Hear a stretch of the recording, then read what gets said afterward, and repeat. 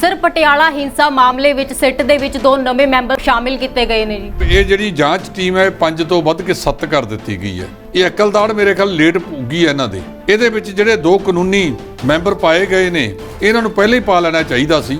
ਅਧਿਕਾਰੀਆਂ ਨੂੰ ਵਿੱਚ ਲਿਆ ਗਿਆ ਇੱਕ ਚੰਗਾ ਕਦਮ ਹੈ। ਉਮੀਦ ਕਰਨੀ ਚਾਹੀਦੀ ਹੈ ਕਿ ਜਿਹੜਾ ਇਹ ਮਾਮਲਾ ਵਾਪਰਿਆ ਪੁਲਿਸ ਉਹਨੂੰ ਅਦਾਲਤ ਦੇ ਵਿੱਚ ਜਾ ਕੇ ਕਿਸੇ ਬੰਨੇ ਵੀ ਲਾਏਗੀ। ਪੰਜਾਬ 'ਚ ਗਰੀਬ ਵਰਗ ਅਤੇ ਮੱਧ ਵਰਗ ਲਈ ਲਾਹੇਵੰਦ ਸਾਬਿਤ ਹੋ ਰਹੀ ਆਯੁਸ਼ਮਾਨ ਯੋਜਨਾ ਸੋਮਵਾਰ ਤੋਂ ਬੰਦ ਹੋ ਰਹੀ ਹੈ ਜੀ। ਇੰਡੀਅਨ ਮੈਡੀਕਲ ਐਸੋਸੀਏਸ਼ਨ ਦੇ ਡਾਕਟਰ ਪਰਮਜੀਤ ਸਿੰਘ ਮਾਨ ਨੇ ਪ੍ਰਧਾਨ ਮੰਤਰੀ ਸਾਹਿਬ ਨੇ ਪ੍ਰਚਾਰ ਤਾਂ ਬਹੁਤ ਕੀਤਾ ਸੀ। ਹਮ आयुष्मान योजना वाले भारतीय हैं जिसमें बड़ा काम किया गया है। ਇਹਦੀ ਫੂਕ ਨਿਕਲ ਗਈ। ਇਹਨਾਂ ਦੇ ਬਿੱਲਾਂ ਦੀ ਅਦਾਇਗੀ ਨਹੀਂ ਹੋਈ।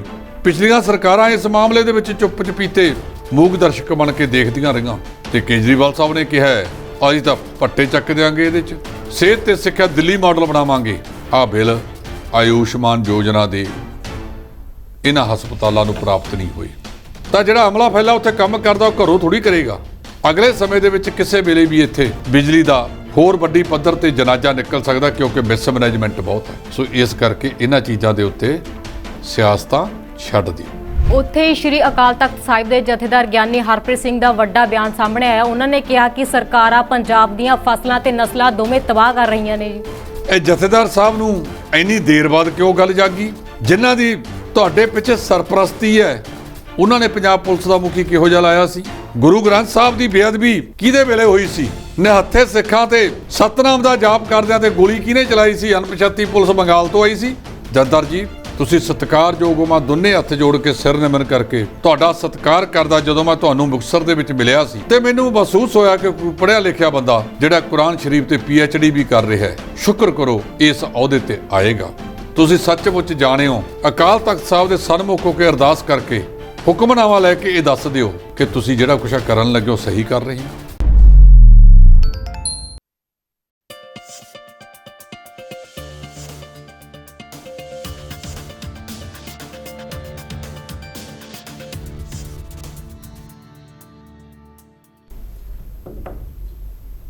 D5 ਚੈਨਲ ਪੰਜਾਬੀ ਦੇਖ ਰਹੇ ਸਾਰੇ ਦਰਸ਼ਕਾਂ ਦਾ ਸਵਾਗਤ ਹੈ। ਮੈਂ ਰਮਨਦੀਪ ਕੌਰ ਇੱਕ ਮੇਰੀ ਵੀ ਸੁਣੋ ਪ੍ਰੋਗਰਾਮ ਲੈ ਕੇ ਹਾਜ਼ਰ ਹਾਂ। ਇਸ ਪ੍ਰੋਗਰਾਮ ਵਿੱਚ ਅਸੀਂ ਵੱਖ-ਵੱਖ ਮੁੱਦਿਆਂ ਤੇ ਵਿਚਾਰ ਚਰਚਾ ਕਰਦੇ ਹਾਂ ਤੇ ਵਿਚਾਰ ਚਰਚਾ ਕਰਨ ਲਈ ਮੇਰੇ ਨਾਲ ਸੀਨੀਅਰ ਐਡੀਟਰ ਜਸਪਾਲ ਸਿੰਘ ਢਿੱਲੋਂ ਜੀ ਜੁੜਦੇ ਨੇ। ਸਭ ਤੋਂ ਪਹਿਲਾਂ ਉਹਨਾਂ ਦਾ ਇਸ ਪ੍ਰੋਗਰਾਮ ਵਿੱਚ ਸਵਾਗਤ ਕਰ ਲੈਂਦੇ ਹਾਂ। ਸਤਿ ਸ਼੍ਰੀ ਅਕਾਲ ਸਰ। ਸਤਿ ਸ਼੍ਰੀ ਅਕਾਲ ਜੀ ਰਮਨਦੀਪ ਜੀ। ਸਰ ਪਟਿਆਲਾ ਹਿੰਸਾ ਮਾਮਲੇ ਵਿੱਚ ਸਿੱਟ ਦੇ ਵਿੱਚ 2 ਨਵੇਂ ਮੈਂਬਰ ਸ਼ਾਮਿਲ ਕੀਤੇ ਗਏ ਨੇ ਜੀ। ਬਿਲਕੁਲ ਜੀ। ਇਸ ਤੋਂ ਪਹਿਲਾਂ ਇਹ ਸਿੱਟ ਦੇ ਵਿੱਚ 5 ਮੈਂਬਰਾਂ ਦੀ ਇੱਕ ਟੀਮ ਬਣਾਈ ਗਈ ਸੀ ਜਿਹਦੀ ਅਗਵਾਈ ਪੁਲਿਸ ਕਪਤਾਨ ਜਾਂਚ ਡਾਕਟਰ ਮਹਿਤਾਬ ਸਿੰਘ ਕਰ ਰਹੇ ਸਨ। ਇਹਦੇ ਵਿੱਚ ਹੋਰਨਾਂ ਮੈਂਬਰਾਂ ਦੇ ਵਿੱਚ ਉਪ ਪੁਲਿਸ ਕਪਤਾਨ ਜਾਂਚ ਅਜੇਪਾਲ ਸਿੰਘ, ਉਪ ਪੁਲਿਸ ਕਪਤਾਨ ਸ਼ਹਿਰੀ 1 ਕ੍ਰਿਸ਼ਨ ਕੁਮਾਰ ਪੰਥੇ, ਥਾਣਾ ਕੋਤਵਾਲੀ ਦੇ ਮੁਖੀ ਇੰਸਪੈਕਟਰ ਰਾਹੁਲ ਕੌਸ਼ਲ, CIA ਸਟਾਫ ਪਟਿਆਲਾ ਦੇ ਮੁਖੀ ਇੰਸਪੈਕਟਰ ਸ਼ਿਵਿੰਦਰ ਸਿੰਘ ਇਹ ਸ਼ਾਮਲ ਸੀ। ਪਰ ਹੁਣ ਇਹਦੇ ਵਿੱਚ ਇੱਕ DA ਲੀਗਲ ਕਾਨੂੰਨੀ ਨੇ ਜਿਹੜੇ ਸਰਕਾਰੀ ਵਕੀਲ ਕਹਿ ਸਕਦੇ ਆਪਾਂ ਵਿਸ਼ਾਲ ਖੁੱਲਰ ਤੇ ਡਿਪਟੀ DA ਰਮਨ ਮਾਨ ਹੋਰਾਂ ਨੂੰ ਸ਼ਾਮਲ ਕਰ ਲਿਆ ਗਿਆ। ਭਾਵ ਇਹ ਜਿਹੜੀ ਜਾਂਚ ਟੀਮ ਹੈ 5 ਤੋਂ ਵੱਧ ਕੇ 7 ਕਰ ਦਿੱਤੀ ਗਈ ਹੈ। ਇਹ ਅਕਲਦਾੜ ਮੇਰੇ ਖਿਆਲ ਲੇਟ ਪੁੱਗੀ ਹੈ ਇਹਨਾਂ ਦੇ। ਇਹਦੇ ਵਿੱਚੋਂ 2 ਮੈਂਬਰ ਨਵੇਂ ਲਾਏ ਗਏ ਨੇ। ਇੱਕ DA ਜਿਹਨੂੰ ਸਰਕਾਰੀ ਵਕੀਲ ਕਹਿੰਦੇ ਆਪਾਂ, ਡਿਸਟ੍ਰਿਕਟ ਅਟਾਰਨੀ ਵਿਸ਼ਾਲ ਖੁੱਲਰ ਤੇ ਦੂਜਾ ਡਿਪਟੀ DA ਰਮਨ ਮਾਨ ਹੋਰਾਂ ਨੂੰ ਲਾਇਆ ਗਿਆ। ਮੇਰਾ ਖਿਆਲ ਹੈ ਸਰਕਾਰ ਨੇ ਜਾਂ ਜ਼ਿਲ੍ਹਾ ਪੁਲਿਸ ਮੁਖੀ ਨੇ ਕੰਮ ਦੇਰੀ ਨਾਲ ਕੀਤਾ, ਪਹਿਲੇ ਹੀ ਕਰ ਦੇਣਾ ਚਾਹੀਦਾ ਸੀ। ਜਦੋਂ ਕਿਸੇ ਮਾਮਲੇ ਦੇ ਵਿੱਚ ਬੜੀ ਗੰਭੀਰਤਾ ਹੁੰਦੀ ਹੈ ਤਾਂ ਜਿਹੜੇ ਇਹ ਡਿਪਟੀ DA ਤੇ DA ਇਹ ਨਾਲ ਹੋਣਗੇ ਤਾਂ ਇਹ ਕਾਨੂੰਨ ਪੱਖ ਤੋਂ ਉਹਨਾਂ ਨੂੰ ਦੱਸ ਸਕਦੇ ਨੇ ਕਿ ਇਹਦੇ ਵਿੱਚ ਆਹ ਹੁੰਦਾ ਹੀ ਹੈ, ਕਿਤੇ ਕੱਲ੍ਹ ਨੂੰ ਅਦਾਲਤ ਦੇ ਵਿੱਚ ਜਾ ਕੇ ਇਹ ਕੇਸ ਪਛੜ ਨਾ ਜਾਣ। ਇਸ ਕਰਕੇ ਮੈਂ ਮਹਿਸੂਸ ਕਰਦਾ ਕਿ ਇਸ ਮਾਮਲੇ ਦੇ ਵਿੱਚ ਜਿਹੜਾ ਇਹ ਦੋ ਕਾਨੂੰਨੀ ਅਧਿਕਾਰੀਆਂ ਨੂੰ ਵਿੱਚ ਲਿਆ ਗਿਆ ਇੱਕ ਚੰਗਾ ਕਦਮ ਹੈ। ਉਮੀਦ ਕਰਨੀ ਚਾਹੀਦੀ ਹੈ ਕਿ ਜਿਹੜਾ ਇਹ ਮਾਮਲਾ ਵਾਪਰਿਆ ਪੁਲਿਸ ਉਹਨੂੰ ਅਦਾਲਤ ਦੇ ਵਿੱਚ ਜਾ ਕੇ ਕਿਸੇ ਬੰਨੇ ਵੀ ਲਾਏਗੀ। ਉੱਥੇ ਹੀ ਕੇਂਦਰੀ ਗ੍ਰਹਿ ਮੰਤਰੀ ਦਾ ਵੀ ਬਿਆਨ ਸਾਹਮਣੇ ਆਇਆ ਕਿ ਬੰਗਾਲ 'ਚ ਡਰ ਦਾ ਮਾਹੌਲ ਹੈ ਜੀ। ਇਹ ਪਤਾ ਨਹੀਂ ਕਿਹੜੀ ਕਿਹੜੀ ਗੱਲ ਜਾ ਕੇ ਕਰਦੇ ਨੇ ਪੱਛਮੀ ਬੰਗਾਲ ਦੇ ਵਿੱਚ। ਦੂਜੇ ਪਾਸੇ ਬੀਬੀ ਮਮਤਾ ਬੈਨਰਜੀ ਇੱਕੋ ਇੱਕ ਔਰਤ ਲੀਡਰ ਹੈ, ਨਾ ਕਿਸ ਤੋਂ ਡਰਦੀ ਹੈ ਔਰ ਨਾ ਇਹਨਾਂ ਨੂੰ ਖੰਘਣ ਦਿੰਦੀ ਹੈ। ਉਹਨਾਂ ਨੇ ਪਿਛਲੇ ਦਿਨਾਂ ਤੋਂ ਕਹਿੰਦੇ ਆ ਰਹੇ ਨੇ ਕਿ ਇਹਨਾਂ ਨੂੰ ਸਾਰੀ ਸਮੱਸਿਆ ਗੈਰ ਭਾਜਪਾਈ ਸਰਕਾਰਾਂ ਦੇ ਵਿੱਚ ਹੀ ਆ ਕੇ ਦਿਖਦੀ ਹੈ ਕਿ ਜਿੱਥੇ ਭਾਜਪਾ ਦੀਆਂ ਅਗਵਾਈ ਵਾਲੀਆਂ ਸਰਕਾਰਾਂ ਨੇ ਉਹ ਸਾਰੀਆਂ ਠੀਕ ਠਾਕ ਨੇ। ਇਹ ਗੱਲ ਤਾਂ ਬਹੁਤ ਵੱਡੀ ਹੈ। ਬੀਬੀ ਮਮਤਾ ਬੈਨਰਜੀ ਇਸ ਵੇਲੇ ਅਜਿਹੀ ਸ਼ਖਸੀਅਤ ਹੈ ਜਿਹੜਾ ਉਹਦੇ ਮੁਖਾਰ ਵਿੱਚੋਂ ਇੱਕ ਸ਼ਬਦ ਨਿਕਲਿਆ ਸੀ ਜਦੋਂ ਉਹਦੀ ਲੱਤ ਤੇ ਸੱਟ ਵੱਜੀ ਸੀ ਕਿ ਇੱਕ ਲੱਤ ਦੇ ਨਾਲ ਬੰਗਾਲ ਤੇ ਦੋ ਲੱਤਾਂ ਦੇ ਨਾਲ ਦਿੱਲੀ ਸਰ ਕਰਾਂਗੇ। ਭਾਵ 2024 ਦੇ ਵਿੱਚ ਜਿਹੜੀਆਂ ਲੋਕ ਸਭਾ ਦੀਆਂ ਚੋਣਾਂ ਹੋਣ ਵਾਲੀਆਂ ਨੇ ਉਹਦੇ ਵਿੱਚ ਗੈਰ ਭਾਜਪਾ ਪਾਰਟੀਆਂ ਨੂੰ ਇਕੱਠਾ ਕਰਕੇ ਅਸੀਂ ਉੱਥੋਂ ਤੱਕ ਪਹੁੰਚਾਂਗੇ, ਲੋਕ ਸਭਾ ਤੱਕ। ਸੋ ਅਮਿਤ ਸ਼ਾਹ ਹੋਰੀ ਉੱਥੇ ਗਏ ਨੇ। ਇਹ ਰਾਜਸੀ ਪਾਰਟੀਆਂ ਕੇਂਦਰ ਤੇ ਜਿੱਥੇ ਕੇਂਦਰ ਦੀਆਂ ਭਾਈਵਾਲ ਪਾਰਟੀਆਂ ਨਾ ਹੋਣ ਜਿਨ੍ਹਾਂ ਰਾਜਾਂ ਦੇ ਵਿੱਚ, ਉਹਨਾਂ ਨਾਲੇ 36 ਦਾ ਅੰਕੜਾ ਪਾਈ ਬੈਠੇ ਨੇ।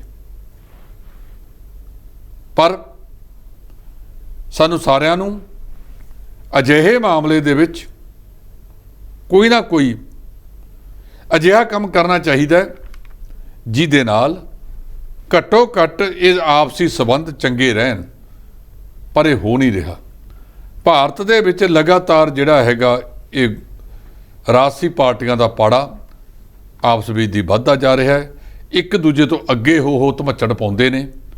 ਚੰਗਾ ਹੋਵੇ ਕਿ ਇਹਨੂੰ ਥੋੜ੍ਹਾ ਜਿਹਾ ਠੰਮੇ ਨਾਲ ਰੱਖ ਕੇ ਚੱਲਿਆ ਜਾਵੇ।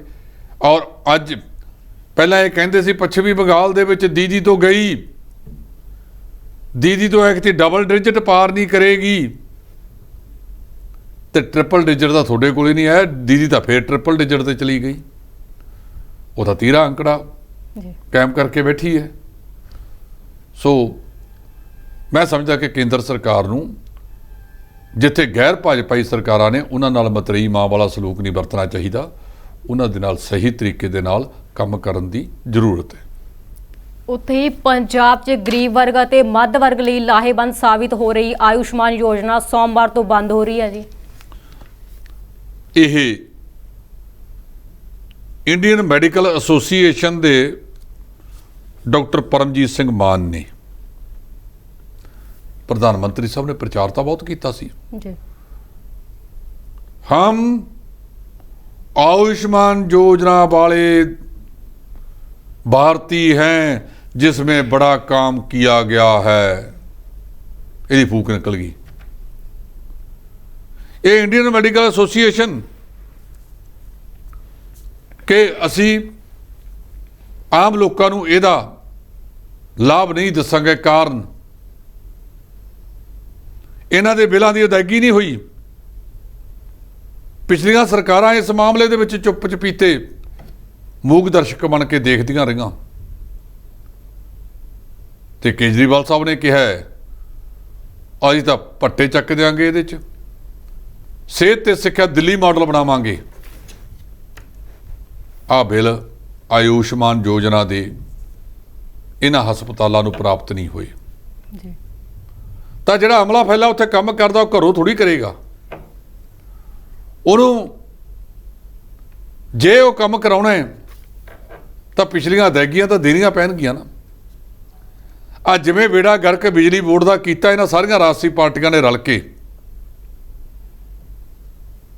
ਮੁਕਤਖੋਰੀ ਦੇ ਦਿਓ ਮੁਕਤ, ਦੇ ਦਿਓ ਮੁਕਤ, ਦੇ ਦਿਓ ਮੁਕਤ, ਤੇ ਆਹ ਹੁਣ ਦਿਸਦਾ ਹੈ। ਅਗਲੇ ਸਮੇਂ ਦੇ ਵਿੱਚ ਕਿਸੇ ਵੇਲੇ ਵੀ ਇੱਥੇ ਬਿਜਲੀ ਦਾ ਹੋਰ ਵੱਡੀ ਪੱਧਰ ਤੇ ਜਨਾਜ਼ਾ ਨਿਕਲ ਸਕਦਾ, ਕਿਉਂਕਿ ਮਿਸਮੈਨੇਜਮੈਂਟ ਬਹੁਤ ਹੈ। ਹੁਣੇ ਕੱਟ ਲੱਗ ਰਹੇ ਨੇ ਤੇ ਜਦੋਂ ਝੋਨੇ ਦਾ ਸੀਜ਼ਨ ਆਉਣਾ ਹੈ, ਇਹਨਾਂ ਨੇ ਕਿਹਾ ਕਿ ਅਸੀਂ ਝੋਨੇ ਦੀ ਲਵਾਈ ਹੈ ਜਿਹੜੀ ਉਹ 18 ਜੂਨ ਤੋਂ ਕਰਾਂਗੇ, ਜਿਹੜੀ ਰਵਾਇਤੀ ਹੈ। ਜਿਹਨੇ ਸਿੱਧੀ ਬਿਜਾਈ ਕਰਨੀ ਹੈ ਉਹ ਭਾਵੇਂ 20 ਜੂਨ ਮਈ ਤੋਂ ਕਰ ਸਕਦਾ ਹੈ। ਦੋਨਾਂ ਖੇਤਰਾਂ ਦੇ ਵਿੱਚ ਬਿਜਲੀ ਦੀ ਜ਼ਰੂਰਤ ਹੈ। ਇਸ ਵੇਲੇ ਮੀਂਹ ਪੈ ਗਿਆ, ਥੋੜੀ ਜਿਹੀ ਸਥਿਤੀ ਸਾਂਭੀ ਗਈ, ਨਹੀਂ ਤਾਂ 8 ਤੋਂ 9 ਘੰਟੇ ਦਾ ਬਿਜਲੀ ਕੱਟ ਪਿੰਡਾਂ ਦੇ ਵਿੱਚ ਲੱਗ ਰਿਹਾ ਸੀ। ਜਿੰਨੀ ਕੁ ਜਾਣੀ ਬਕਾਰੀ ਮੇਰੇ ਕੋਲੇ ਆਈ ਪਿੰਡਾਂ ਚੋਂ, ਉਹ ਕਹਿੰਦੇ ਜੀ 9 ਘੰਟੇ ਤੋਂ ਘੱਟ ਤਾਂ ਘੱਟ ਲੱਗਦਾ ਹੀ ਨਹੀਂ। ਇਨਵਰਟਰ ਵੀ ਜਵਾਬ ਦੇ ਜਾਂਦੇ ਨੇ। ਅੱਜ ਉਹ ਸਾਰੇ ਲੋਕ ਇਹ ਗੱਲ ਕਹਿੰਦੇ ਨੇ ਕਿ ਸਾਨੂੰ ਬਿਜਲੀ ਦੇ ਪੈਸੇ ਲੈ ਲਓ ਪਰ ਬਿਜਲੀ ਦੇ ਦਿਓ। ਸਰਦੀ ਦੇ ਵਿੱਚ ਸਰਦੀ ਜ਼ਿਆਦਾ ਪੈ ਜਾਏਗੀ, ਬੰਦਾ ਰਜਾਈ 'ਚ ਬਹਿ ਜਾਏਗਾ ਜਾਂ ਕੰਬਲ ਦੀ ਬੁੱਕਲ ਮਾਰ ਲਏਗਾ ਤੇ ਜਾਂ ਇੱਕ ਦਾ ਕੋਟ ਵੱਧ ਪਾ ਲਏਗਾ। ਤੇ ਗਰਮੀ ਦੇ ਵਿੱਚ ਕੀ ਕੀਤਾ ਜਾਵੇ? ਪੰਜਾਬ ਨੂੰ ਇਹਨਾਂ ਰਾਜਸੀ ਪਾਰਟੀਆਂ ਨੇ ਘਸਿਆਰੇ ਬਣਾਉਣ 'ਚ ਕੋਈ ਕਸਰ ਨਹੀਂ ਛੱਡੀ। ਜਿਹੜੀ ਚੀਜ਼ ਦੀ ਪੈਦਾਵਾਰੀ ਕਰੋੜਾਂ 'ਚ ਹੋਣੀ ਹੈ, ਉਹਨੂੰ ਮੁਕਤਖੋਰੀ ਕਾਹਦੇ ਵਾਸਤੇ? ਤੇ ਜਿਨ੍ਹਾਂ ਨੂੰ ਮੁਕਤਖੋਰੀ ਦੀ ਇਹ ਖੈਰਾਤ ਮਿਲਦੀ ਹੈ, ਉਹ ਕਦੇ ਬੰਦ ਕਰਾਉਣ ਨੂੰ ਨਹੀਂ ਕਹਿਣਗੇ। ਅੱਗੇ 18 ਜੂਨ ਤੋਂ ਬਾਅਦ ਪੰਜਾਬ ਦੇ ਵਿੱਚ ਬਿਜਲੀ ਦਾ ਸੰਕਟ ਇਦੋਂ ਵੀ ਗਹਿਰਾ ਹੋਵੇਗਾ, ਕਿਉਂਕਿ ਬਿਜਲੀ ਦੀ ਖਪਤ 15,000 ਤੋਂ ਲੈ ਕੇ 16,000 ਮੈਗਾਵਾਟ ਤੱਕ ਪਹੁੰਚ ਜਾਵੇਗੀ। ਜੇ 9,000 ਮੈਗਾਵਾਟ ਦੇ ਵਿੱਚ ਵੀ 8 ਤੋਂ 9 ਘੰਟੇ ਕੱਟ ਲੱਗਦਾ ਹੈ, ਜਦੋਂ 7,000 ਮੈਗਾਵਾਟ ਹੋਰ ਵੱਧ ਗਈ, ਤੁਸੀਂ ਕਿਵੇਂ ਆਸ ਕਰਦੇ ਹੋ ਕਿ ਉਸ ਵੇਲੇ ਫਿਰ ਕੱਟ ਨਹੀਂ ਲੱਗਣਗੇ? ਰੱਬ ਦੇ ਵਾਸਤੇ ਮੈਂ ਲੋਕਾਂ ਨੂੰ ਵੀ ਬੇਨਤੀ ਕਰਦਾ ਹਾਂ ਕਿ ਆਪ ਅੱਗੇ ਆਓ ਜੀ। ਇਹਨਾਂ ਰਾਜਸੀ ਆਗੂਆਂ ਨੇ ਕੁਝ ਨਹੀਂ ਕਰਨਾ। ਆ ਜਿਹੜੇ ਬਦਲਾਅ ਕਰਨ ਆਏ ਸੀ, ਉਹਨਾਂ ਦੇ ਤੁਹਾਡੇ ਸਾਹਮਣੇ ਹੈ। ਇਹਨਾਂ ਨੂੰ ਬਿਜਲੀ ਦਾ ਸੀਜ਼ਨ ਕੱਟਣਾ ਬਹੁਤ ਔਖਾ ਹੋ ਜਾਵੇਗਾ।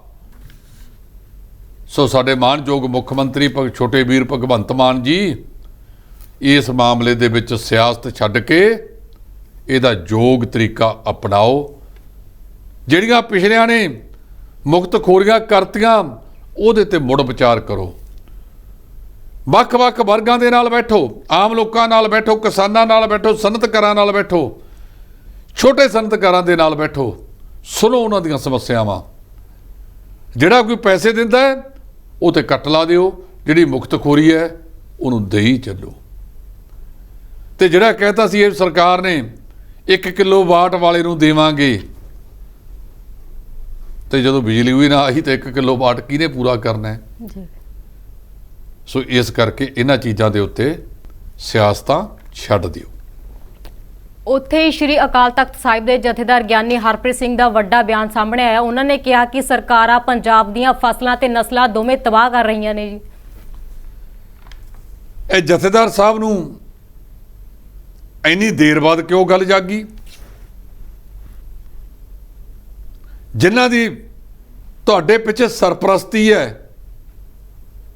ਉਹਨਾਂ ਨੇ ਪੰਜਾਬ ਪੁਲਿਸ ਦਾ ਮੁਖੀ ਕਿਹੋ ਜਿਹਾ ਲਾਇਆ ਸੀ? ਗੁਰੂ ਗ੍ਰੰਥ ਸਾਹਿਬ ਦੀ ਬੇਅਦਬੀ ਕਿਹਦੇ ਵੇਲੇ ਹੋਈ ਸੀ? ਨਿਹੱਥੇ ਸਿੱਖਾਂ ਤੇ ਸਤਨਾਮ ਦਾ ਜਾਪ ਕਰਦਿਆਂ ਤੇ ਗੋਲੀ ਕਿਹਨੇ ਚਲਾਈ ਸੀ? ਅਣਪਛਾਤੀ ਪੁਲਿਸ ਬੰਗਾਲ ਤੋਂ ਆਈ ਸੀ ਜੀ। ਜੱਦਰ ਜੀ, ਤੁਸੀਂ ਸਤਿਕਾਰਯੋਗ ਹੋ, ਮੈਂ ਦੋਨੇ ਹੱਥ ਜੋੜ ਕੇ ਸਿਰ ਨਿਮਨ ਕਰਕੇ ਤੁਹਾਡਾ ਸਤਿਕਾਰ ਕਰਦਾ। ਜਦੋਂ ਮੈਂ ਤੁਹਾਨੂੰ ਮੁਕਤਸਰ ਦੇ ਵਿੱਚ ਮਿਲਿਆ ਸੀ ਤੇ ਮੈਨੂੰ ਮਹਿਸੂਸ ਹੋਇਆ ਕਿ ਕੋਈ ਪੜ੍ਹਿਆ ਲਿਖਿਆ ਬੰਦਾ ਜਿਹੜਾ ਕੁਰਾਨ ਸ਼ਰੀਫ ਤੇ PhD ਵੀ ਕਰ ਰਿਹਾ ਹੈ ਜੀ, ਸ਼ੁਕਰ ਕਰੋ ਇਸ ਅਹੁਦੇ ਤੇ ਆਏਗਾ। ਤੁਸੀਂ ਸੱਚਮੁੱਚ ਜਾਣਿਓ, ਅਕਾਲ ਤਖਤ ਸਾਹਿਬ ਦੇ ਸਨਮੁਖ ਹੋ ਕੇ ਅਰਦਾਸ ਕਰਕੇ ਹੁਕਮਨਾਮਾ ਲੈ ਕੇ ਇਹ ਦੱਸ ਦਿਓ ਕਿ ਤੁਸੀਂ ਜਿਹੜਾ ਕੁਛ ਕਰਨ ਲੱਗੇ ਹੋ ਸਹੀ ਕਰ ਰਹੇ ਹੋ। ਅੱਜ ਵੀ ਜੇ ਇੱਕ ਸਿਆਸੀ ਧਿਰ ਨੂੰ ਬਚਾਉਣ ਵਾਸਤੇ ਹੀ ਸਾਰਾ ਕੁਝ ਕਰਨਾ ਹੈ ਤਾਂ ਕੰਨਾਂ ਦਾ ਪਰਦਾ ਖੋਲ ਕੇ ਤੁਹਾਡੇ ਥੱਲੇ ਜਿਹੜੀਆਂ ਟਿੱਪਣੀਆਂ ਆਉਂਦੀਆਂ ਨੇ ਉਹ ਸੁਣੋ। ਡੁੱਬੀ ਦਾ ਤਾਂ ਜੇ ਸਾਹਣਾ ਆਇਆ, ਇਹ ਸਿਆਸੀ ਧਿਰ ਕਰਕੇ ਤਾਂ ਤੁਸੀਂ ਸਿੱਖ ਦਾ ਜਿਹੜਾ ਸਿਸਟਮ ਹੈ ਉਹਨੂੰ ਖਰਾਬ ਕਰ ਦਿੱਤਾ। ਚਾਰ ਚਹੇਤਿਆਂ ਨੂੰ ਬਣਾ ਕੇ ਜੇ ਤੁਸੀਂ ਸੱਚਮੁੱਚ ਤੌਰ ਦੇ ਉੱਤੇ ਸਾਰੀਆਂ ਸਿੱਖ ਸੰਸਥਾਵਾਂ ਬੁਲਾਉਣਾ ਚਾਹੁੰਦੇ ਹੋ ਤਾਂ ਬਿਨਾਂ ਭੇਦਭਾਵ ਦੇ ਸਾਰਿਆਂ ਨੂੰ ਬੁਲਾਇਓ ਤੇ ਕੰਨਾਂ 'ਚ ਕੌੜਾ ਤੇਲ ਪਾ ਕੇ ਫਿਰ ਸੱਚ ਸੁਣਿਓ ਵੀ। ਤੁਸੀਂ ਕਿਹਾ 8 ਅਪ੍ਰੈਲ ਨੂੰ ਇੱਕ ਹਫ਼ਤੇ ਦੇ ਵਿੱਚ ਸ਼੍ਰੋਮਣੀ ਕਮੇਟੀ YouTube ਚੈਨਲ ਚਾਲੂ ਕਰੇ, ਹੋ ਗਿਆ। ਕੱਲ੍ਹ ਨੂੰ ਮਹੀਨਾ ਹੋ ਜਾਣਾ, ਅੱਜ ਮਹੀਨਾ ਹੋ ਗਿਆ। ਤੁਸੀਂ 328 ਸਰੂਪਾਂ ਬਾਰੇ ਕੀ ਕਿਹਾ ਜੀ ਕਿ ਸਜ਼ਾਵਾਂ ਹੋ ਗਈਆਂ, ਅਸਲੀ ਲੋਕ ਅੱਗੇ ਆ ਗਏ ਤੇ ਜਿਹੜੇ ਉਹ ਲੋਕ ਕਹਿੰਦੇ ਨੇ ਕਿ ਸਾਡੇ ਕੋਲ ਪਰਚੀਆਂ ਪਈਆਂ ਨੇ ਸਰੂਪ ਲੈ ਕੇ ਕੌਣ ਕੌਣ ਗਿਆ, ਉਹ ਪੁੱਛ ਲਿਆ। ਜਿਹੜੀ ਉਹ ਬੀਬੀ ਨੰਦਤਾ ਸਿੰਘ ਸੀ, ਤੁਸੀਂ ਉਹਨੂੰ ਚਾਂਚ ਦਿੱਤੀ। ਤੁਹਾਡਾ ਸਿਸਟਮ ਦੇਖ ਕੇ ਉਹ ਸਤਿਕਾਰਯੋਗ ਜੱਜ ਸਾਹਿਬਾਂ ਤੁਹਾਡੀ ਜਾਂਚ ਤੋਂ ਹੀ ਪਾਸੇ ਹੋ ਗਈ ਤੇ ਤੁਸੀਂ ਜਾਂਚ ਕਰਾਈ ਭਾਈ ਈਸ਼ਰ ਸਿੰਘ ਤੋਂ। ਕੀ ਈਸ਼ਰ ਸਿੰਘ ਵਾਲੀ ਸਾਰੀ ਜਾਂਚ ਤੁਸੀਂ ਜੱਗ ਜ਼ਾਹਰ ਕਰਤੀ। ਹੋਰ ਛੱਡ ਦਿਓ, ਜਿਹੜਾ ਕ੍ਰਿਸ਼ਨ ਭਗਵਾਨ ਸਿੰਘ ਦਾ ਪੁੱਤਰ ਜਿਹੜਾ ਸ਼ਹੀਦ ਹੋਇਆ ਸੀ ਬਰਗਾੜੀ ਦੇ ਵਿੱਚ, ਉਹਦੇ ਨਾਲ ਗੁਰਜੀਤ ਸਿੰਘ ਸਰਾਵਾਂ, ਉਹਦਾ ਅੱਜ ਕੁਝ ਅਖਬਾਰਾਂ ਦੇ ਵਿੱਚ ਬਿਆਨ ਛਪਿਆ। ਜੱਦਰ ਸਾਹਿਬ ਉਹਦੇ ਹੀ ਬਿਆਨ ਦਾ ਜਵਾਬ ਦੇ ਦਿਓ। ਭਾਈ ਸਾਹਿਬ ਭਾਈ ਰਣਜੀਤ ਸਿੰਘ ਦਾ ਜਵਾਬ ਦੇ ਦਿਓ। ਤੁਸੀਂ ਜਥੇਦਾਰ ਬਰਾਜਮਾਨ ਹੋ। ਆ ਜਿਹੜੀਆਂ 3 ਸਿੱਖ ਇਤਿਹਾਸ ਦੀਆਂ ਕਿਤਾਬਾਂ ਨੂੰ ਮੌਜੂਦਾ ਸਰਕਾਰ ਨੇ ਜਾਂਚ ਪ੍ਰਗਟ ਸਿੰਘ ਨੇ ਸ਼ੁਰੂ ਕਰਾਈ ਤੇ ਮੌਜੂਦਾ ਮੀਤਿਆਰ ਸਾਹਿਬ, ਕੁਲਤਾਰ ਸਿੰਘ ਸੱਧਵਾਂ ਤੇ ਧੰਨਾ ਉਹ ਗੁਰੂ ਦਾ ਸਿੱਖ ਬਲਦੇਵ ਸਿੰਘ ਸਿਰਸਾ ਜਿਹਨੇ ਇਹ ਸੰਘਰਸ਼ ਸ਼ੁਰੂ ਕੀਤਾ ਵਾ, ਉਹਦੀ ਜਾਂਚ ਕਰਾ ਲਓ ਕਿ ਕਿਤਾਬਾਂ ਨੂੰ ਵਿਗਾੜਨ ਪਿੱਛੇ ਕਿਹੜਾ ਕੌਣ ਸੀ। ਇਸ ਤੋਂ ਅੱਗੇ ਚੱਲ ਜਾਓ। 1998 ਦਾ ਮਾਮਲਾ, ਜਦੋਂ ਸ਼੍ਰੀ ਗੁਰੂ ਗੋਬਿੰਦ ਸਿੰਘ ਮਹਾਰਾਜ ਦਾ 300 ਸਾਲਾ ਨਾ ਸ਼੍ਰੀ ਖਾਲਸਾ ਪੰਥ ਦਾ 300 ਸਾਲਾ ਮਨਾਇਆ ਜਾ ਰਿਹਾ ਸੀ,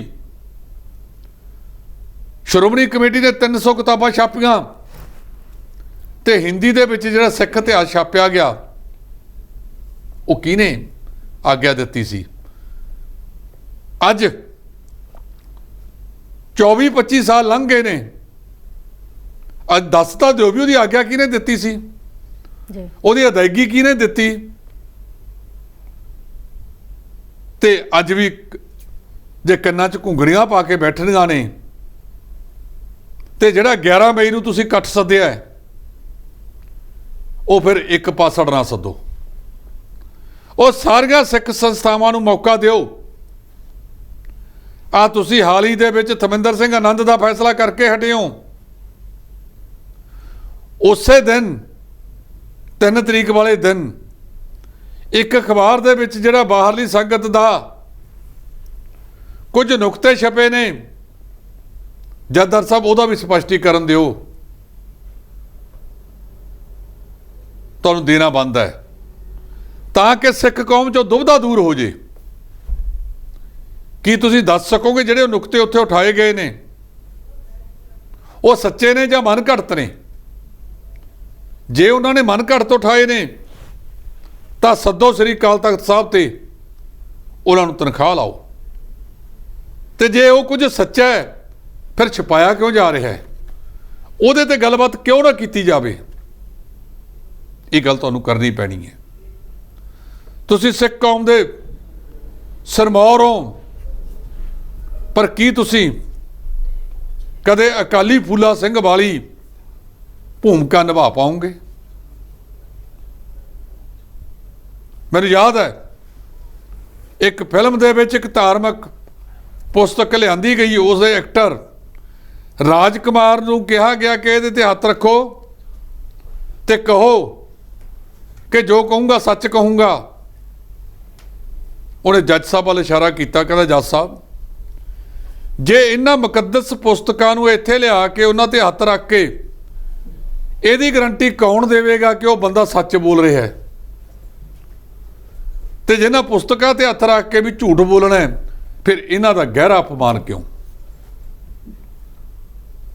ਜਿਨ੍ਹਾਂ ਨੇ ਪੁਸਤਕਾਂ ਦੀ ਸਹੁੰ ਖਾਧੀ, ਜਿਹੜੇ ਸਵਾਲ ਭਾਈ ਸੁਖਰਾਜ ਸਾਹਿਬ ਨੇ ਚੱਕੇ ਨੇ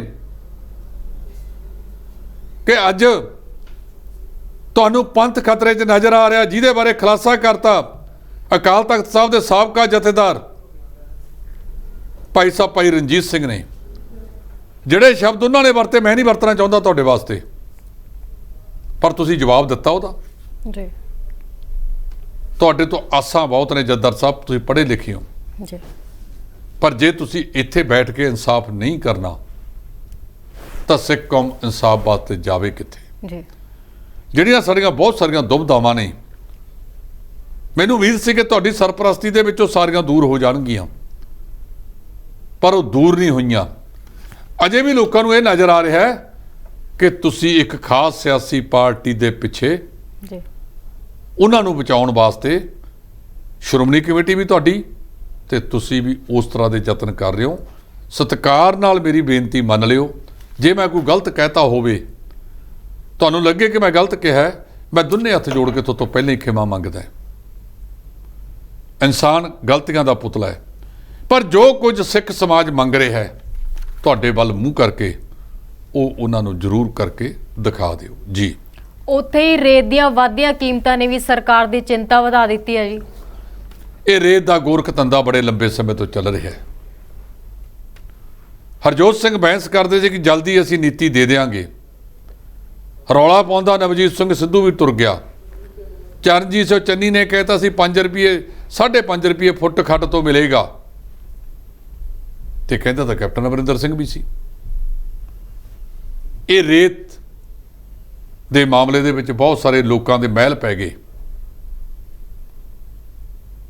ਉਹਨਾਂ ਨੇ ਇਹ ਰੇਤ ਵੇਚ ਕੇ ਪਤਾ ਨਹੀਂ ਕਿੰਨਾ ਕੁ ਕਰੋੜ ਕਮਾ ਲਿਆ, ਤੇ ਜੇ ਮੁਕਤੀ ਕਰਦੇ ਹੋ, ਜਦੋਂ ਬੰਦੀ ਹੋਵੇ ਨਹਿਰਾਂ 'ਚ, ਲੋਕ ਆਪੇ ਉਹਨੂੰ ਭਰ ਲੈਣ। ਪਹਿਲਾਂ ਵੀ ਤਾਂ ਇਹੋ ਹੀ ਹੁੰਦਾ ਸੀ। ਸਾਨੂੰ ਯਾਦ ਆ, ਅਸੀਂ ਬੰਦੀ ਵੇਲੇ ਨਹਿਰਾਂ ਦੇ ਵਿੱਚੋਂ ਆਪੇ ਟੋਕਰੇ ਤੇ ਕਈਆਂ ਲੈ ਕੇ ਭਰ ਲਿਆਉਂਦੇ ਸੀ ਟਰਾਲੀ। ਫਿਰ ਘੱਗਰ ਸੈਂਡ ਦੀ ਗੱਲ ਆ ਗਈ। ਸਾਡਾ ਜ਼ਿਲ੍ਹਾ ਬਠਿੰਡਾ ਜਿਹੜਾ, ਉੱਥੋਂ ਟਰੱਕ ਵਾਲਾ ਭਰਾ ਸਾਡਾ ਇੱਧਰ ਨੂੰ ਜਾਂਦਾ ਜੀਰਕਪੁਰ ਵੱਲ ਨੂੰ, ਉਹ ਤੇਲ ਦੇ ਪੈਸੇ ਲੈ ਲੈਂਦਾ ਸੀ ਨਾਲ ਭਰਾਈ, ਤੇ ਆਉਂਦਾ ਹੋਇਆ ਘੱਗਰ ਦੇ ਵਿੱਚੋਂ ਇਹ ਲੈ ਕੇ ਆ ਜਾਂਦਾ ਸੀ। ਜੀ ਇਹ ਸਿਆਸਤਦਾਨਾਂ ਨੇ ਇਹਦੇ ਤੇ ਸਿਆਸਤ ਕਰਕੇ ਮੋਟੀਆਂ ਜੇਬਾਂ ਭਰੀਆਂ ਨੇ, ਜੀ ਤੇ ਜਿਨ੍ਹਾਂ ਨੇ ਜੇਬਾਂ ਭਰੀਆਂ ਨੇ ਉਹਨਾਂ ਦਾ ਹੁਣ ਮੋਹ ਟੁੱਟਦਾ ਨਹੀਂ ਇਹਦੇ ਨਾਲੋਂ। ਜੀ ਜੇ ਇੱਕ ਵਾਰੀ ਕਿਸੇ ਦੇ ਖੂਨ ਮੂੰਹ ਨੂੰ ਲੱਗ ਜੇ ਤਾਂ ਉਹ ਬਾਰ-ਬਾਰ ਖੂਨ ਦਾ ਪਿਆਸਾ ਹੁੰਦਾ ਹੈ। ਉਮੀਦ ਜਾਗੀ ਸੀ ਕਿ ਸਰਕਾਰ ਇਹਦੇ ਤੇ ਕੁਛ ਨਾ ਕੁਛ ਕਰੇਗੀ। ਕੱਲ੍ਹ ਨੂੰ ਕਰਦੇ ਮੈਂ ਕਹਿ ਨਹੀਂ ਸਕਦਾ। ਅਜੇ ਤੱਕ ਤਾਂ ਅੱਜ ਵੀ ਖਬਰ ਛਪੀ ਹੈ ਕਿ ਰੇਤ ਪਹਿਲਾਂ ਨਾਲੋਂ ਵੀ ਮਹਿੰਗੀ ਵਿਕਣ ਲੱਗ ਗਈ ਹੈ। ਕੀ ਗੱਲ ਹੈ, ਕੁਰਸੀਆਂ ਦੀ ਚਾਹ ਜਦੋਂ ਉਹਦੇ ਤੇ ਬਹਿ ਜਾਂਦੇ ਆ ਤੇ ਅੱਖਾਂ ਫੇਰ ਲੈਂਦੇ ਨੇ। ਮਾਨ ਸਾਹਿਬ ਤੋਂ ਆਸ ਹੈ ਇਹਦੇ ਤੇ ਕੋਈ ਨਾ ਕੋਈ ਕੰਮ ਕਰਕੇ ਦਿਖਾਓ, ਨਹੀਂ ਤਾਂ ਲੋਕ ਤੁਹਾਨੂੰ ਵੀ ਦੂਜਿਆਂ ਦੇ ਵਾਂਗ ਉਹਨਾਂ ਦੀ ਕੜੀ ਦੇ ਵਿੱਚ ਹੀ ਜੋੜ ਦੇਣਗੇ।